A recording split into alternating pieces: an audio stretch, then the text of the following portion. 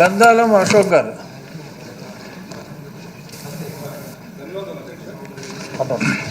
అధ్యక్ష, ఇది government of India ఇచ్చినటువంటి ఈ ఆటోమేటెడ్ టెస్టింగ్ స్టేషన్స్ గురించిన ఇష్యూ అధ్యక్ష. ఇది ఇప్పుడు గవర్నమెంట్ ఆఫ్ ఇండియా ఇచ్చినటువంటి దీనివల్ల ప్రతి ఒక్క వెహికల్ కూడా జిల్లా హెడ్ క్వార్టర్కి వచ్చి అక్కడ ఆటోమేటెడ్ టెస్టింగ్ స్టేషన్లో వాళ్ళు ఫిట్నెస్ ఇది చేసుకోవాల్సినటువంటి పరిస్థితి ఉంది అధ్యక్ష.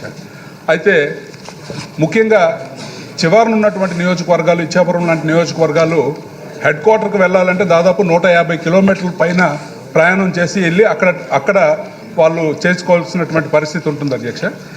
దీనివల్ల వాళ్ళకి ఉన్నటువంటి విధి విధానాల ప్రకారం 60 కిలోమీటర్లు దాటి ఏ ఆటో కూడా హైవే మీద వెళ్ళలేనటువంటి పరిస్థితులు ఉన్నాయి అధ్యక్ష. మరి అటువంటప్పుడు దీన్ని కానీ ఇంప్లిమెంట్ చేస్తే దూరంగా ఉన్నటువంటి నియోజకవర్గాల నుంచి ఈ ఆటోమేటెడ్ టెస్టింగ్ స్టేషన్స్ వరకు వెళ్ళాలి, అక్కడికి వచ్చి ఫిట్నెస్ చేయించుకోవాలి అని అంటే అక్కడ ఉన్నటువంటి ప్రతి ఒక్క వ్యక్తికి కూడా చాలా ఇబ్బందికరమైనటువంటి పరిస్థితులు అధ్యక్ష. ఎందుకంటే దీన్ని ఒక ప్రైవేట్ ఏజెన్సీకి ఇచ్చారు అధ్యక్ష. ఈ ప్రైవేట్ ఏజెన్సీకి ఇస్తే నాకున్నటువంటి సమాచారం ప్రకారం గట్టిగా మాట్లాడితే రోజుకి 2 లైసెన్సులు కూడా రెన్యూవల్ కానిటువంటి పరిస్థితి అధ్యక్ష. ఒక్క వెహికల్ని కూడా పూర్తి స్థాయిలో వాళ్ళు ఫిట్నెస్ ఇస్తున్నటువంటి పరిస్థితి లేదు అధ్యక్ష. దీనివల్ల చాలామంది ఆటో డ్రైవర్లు కానీ లేకపోతే గూడ్ వెహికల్స్ కానీ అలా ట్రాక్టర్స్ కానీ వాళ్ళు ఫిట్నెస్ చేయించుకోవాలంటే చాలా ఇబ్బంది పడుతున్నటువంటి పరిస్థితి ఉంది అధ్యక్ష. దయించి ఈ విషయంలో ఇక్కడ ఉన్నటువంటి మంత్రి గారు, ఎందుకంటే అధ్యక్ష 0 అవర్లో ఇంకొక చిన్న సూచన కూడా అధ్యక్ష, 0 అవర్లో వస్తున్నటువంటి అంశాలు మళ్ళీ ఇక్కడ ఉన్నటువంటి ఏ సభ్యులకు కూడా తిరిగి సమాధానాలు రావట్లేదు అధ్యక్ష.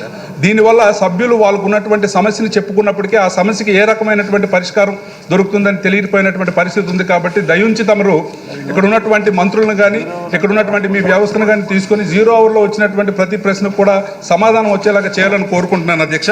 అలాగే ఈ సమస్య ఏదైతే ఉందో దయించి ట్రాన్స్పోర్ట్ మినిస్టర్ గారు వెంటనే దీని మీద స్పందించాల్సినటువంటి అవసరం ఉంది అధ్యక్ష. ఎందుకంటే వాళ్ళు ఫిట్నెస్కి కొంత సమయం మాత్రమే ఇస్తున్నారు. ఆ ఇచ్చినటువంటి నిర్ణీత సమయంలో కానీ చేయించుకోకపోతే వాళ్ళ మీద కేసులు రాస్తున్నారు అధ్యక్ష. చాలా పేదవాళ్ళు, మరి వాళ్ళందరూ కూడా చాలా ఇబ్బంది పడుతున్నటువంటి పరిస్థితి. కాబట్టి దయించి ఈ పరిస్థితిని చక్కదిద్దాల్సినటువంటి బాధ్యత మంత్రి గారికి ఉంది. అది మీ ద్వారా మరి మంత్రి గారు కూడా దీని మీద పరిష్కారం దిశగా ముందుకు వెళ్ళాలని కోరుకుంటున్నాను అధ్యక్ష. డెఫినెట్గా మీరు చెప్పిన సూచన సరైన సూచన. నోట్ చేసుకునే వాళ్ళు నోట్ చేసుకుంటున్నప్పటికీ కూడా గతంలో కూడా చాలా ఆలస్యం ఉంది, పాత బ్యాక్లాగ్ కూడా ఉంది. వీలైనంత త్వరగా మేము ఇక్కడ ప్రాసెస్ చేసి సంబంధిత మంత్రులు ఇక్కడ నోట్ చేసుకునే వాళ్ళే కాకుండా అందరికీ కూడా అది వెళ్ళేలాగా చూసి సాధ్యమైనంత త్వరగా మిమ్మల్ని మెప్పించే ప్రయత్నం చేస్తాం.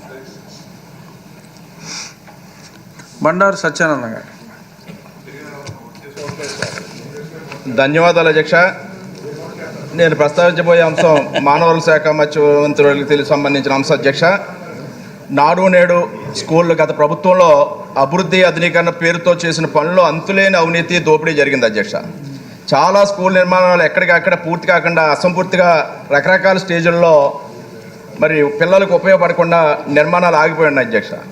గతంలో సెంట్రల్ ప్రొక్యూర్మెంట్ మెటీరియల్ సరఫరా అనే పేరుతోటి అసలు మెటీరియల్స్ ఎన్ని సరఫరా చేశారు, ఎంతవరకు అందినాయి, సిమెంట్ బస్తాలు కూడా గడ్డగట్టుకుపోయి వేలాది సిమెంట్ బస్తాలు దుర్వినియోగమైన విషయాలు కూడా తెలుస్తూ ఉన్నాయి అధ్యక్ష.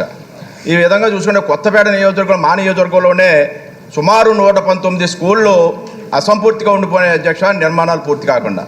అవి పిల్లలకు ఉపయోగపడకుండా పాత బిల్డింగ్లు తీసేశారు, కొత్త బిల్డింగ్లు పూర్తి కాక వినియోగులకు రావట్లేదు అధ్యక్ష. దీని మీద సమగ్రమైన విచారణ చేసి అసంపూర్తిగా ఉన్న స్కూల్ నిర్మాణాలు పూర్తి చేసి వినియోగులకు తెచ్చే విధంగా సత్వర చర్యలు చేపట్టాలని గౌరవ మానవ వనరుల శాఖ ముఖ్యమంత్రి మీ ద్వారా కోరుకుంటా ఉన్నాను అధ్యక్ష.